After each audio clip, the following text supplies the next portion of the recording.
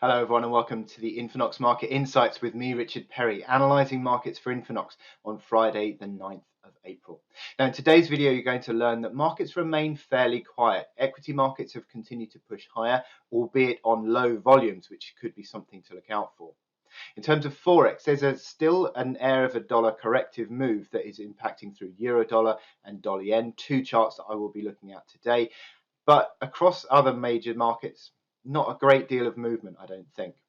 Now, in terms of other factors impacting on markets, we've had some Fed speak in the last couple of days. We've had Jerome Powell, the Fed chair, again cautiously optimistic, but no real impact on the markets there from Powell. Now, in terms of looking forward to today's data, we've got the US PPI numbers, which is the factor-gate inflation, expected to increase to 2.7% year on year. But again, that's not really going to move markets too much, I don't think. Now, with regards to the chart analysis I've got today, we're looking initially at euro dollar, which has had a good rally. Can it continue to move through resistance? Key resistance overhead at 1950 to 1990 area. Can it get through there? Also, dollar yen, big correction in dollar yen with treasury yields falling away, but again, a crucial level of support coming in. This is a key crossroads moment, I think, for both charts. And also on the silver chart as well, we're looking at a key resistance overhead starting to play out.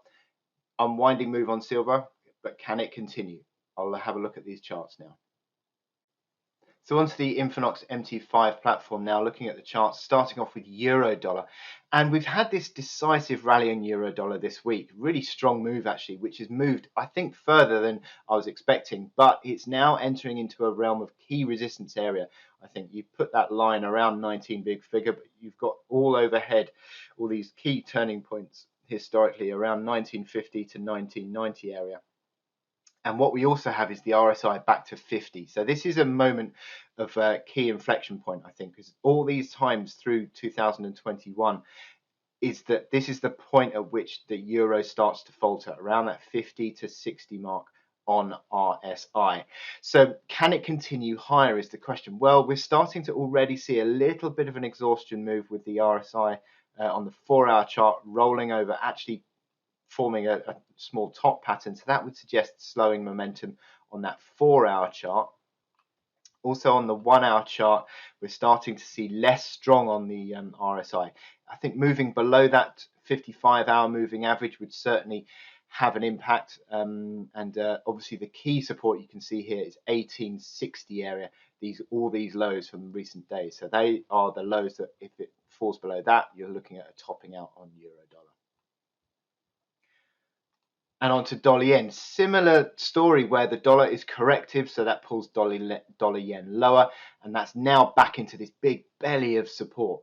This key area of support that we have on this chart, we're coming in around about that 108.30 to 109.30 area, about 100 pips worth of support there.